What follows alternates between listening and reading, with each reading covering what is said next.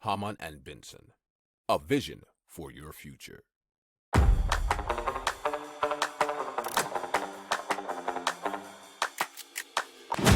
Économie, tech et innovation, hydrogène, énergie.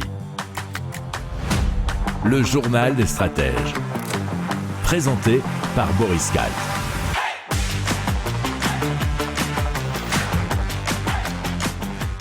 Bonjour à tous et bienvenue dans le journal des stratèges consacré aujourd'hui à l'économie. Au sommaire, on va parler de la Banque centrale suisse et de pertes records en 2022. On va parler d'un système assez spécifique qui a lieu chez nos amis britanniques pour payer le chauffage pour les personnes qui ne le peuvent pas. On va vous parler aussi d'une augmentation des prix en France prévue dans la grande distribution pour mars 2023 et des entreprises allemandes qui devraient baisser leur production pour l'année 2023. Vous écoutez le journal des stratèges numéro 330 et ça commence tout de suite. Hamann and Benson. Le journal des stratèges. Et donc on commence tout de suite avec la Banque centrale de Suisse qui a annoncé des pertes records pour l'année 2022 avec 132 milliards de francs suisses de perdus. Alors un an auparavant, on nous dit l'article de capital.fr, il y avait eu pourtant un bénéfice de 26,9 milliards de francs. Alors ça fait, si on passe ça en euros, 133 milliards de baisse et aux alentours de 27 milliards d'euros de gains l'année d'avant.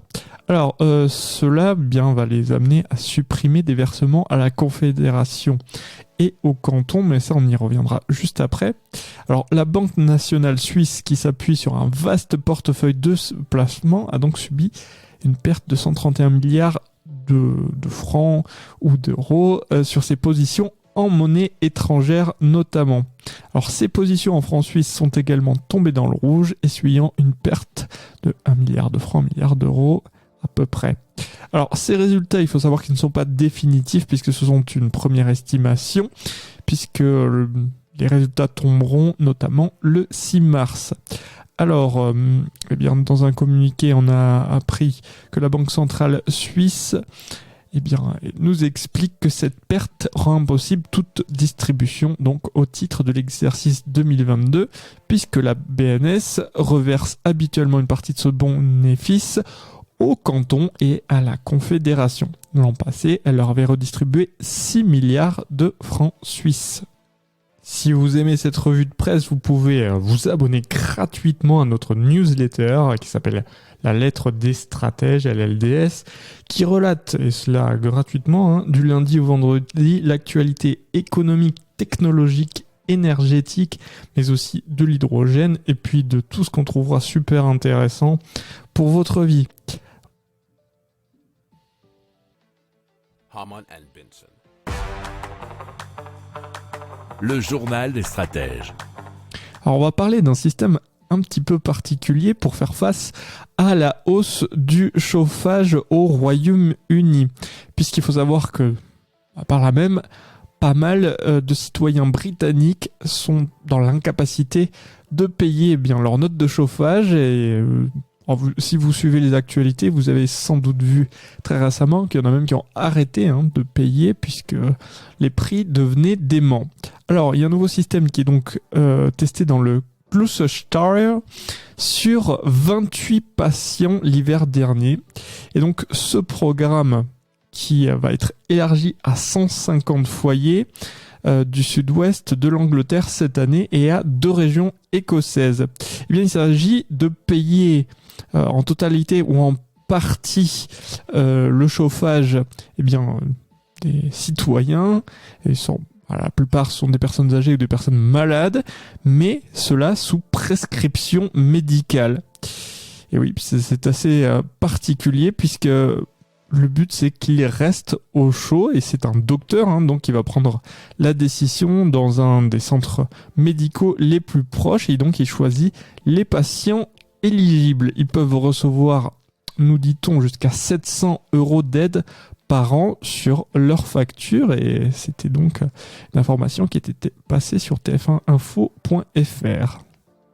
Si vous aimez cette revue de presse, vous pouvez vous abonner gratuitement à notre newsletter qui s'appelle La Lettre des Stratèges, LLDS, qui relate, et cela gratuitement, du lundi au vendredi, l'actualité économique, technologique, énergétique, mais aussi de l'hydrogène, et puis de tout ce qu'on trouvera super intéressant pour votre vie. Harman and Benson. Le journal des stratèges. Alors, il semblerait, selon l'expert de la grande distribution Olivier Dauvé, ou Dauvers, je ne sais pas comment ça prononce, que les consommateurs doivent s'attendre à un mois de mars rouge. C'est déjà Michel-Édouard Leclerc qui avait parlé de tsunami d'inflation alimentaire en 2023. Et pourquoi ? Eh bien, les raisons sont données notamment par la dépêche.fr, puisque ce sont les demandes d'augmentation tarifaire des industries de l'agroalimentaire négociées à l'automne dernier qui vont commencer à s'appliquer en mars 2023 dans les magasins. Donc il y aura entre 10 et 25% d'augmentation apparemment, mais selon Olivier Dauvé, il pourrait même y avoir jusqu'à 40%. C'est une ampleur qui n'a été jamais vue dans les négociations commerciales entre la grande distribution et ses fournisseurs. Si vous aimez cette revue de presse, vous pouvez vous abonner gratuitement à notre newsletter qui s'appelle La Lettre des Stratèges, LLDS, qui relate, et cela gratuitement, du lundi au vendredi, l'actualité économique, technologique, énergétique, mais aussi de l'hydrogène, et puis de tout ce qu'on trouvera super intéressant pour votre vie. Harman and Benson. Le journal des stratèges.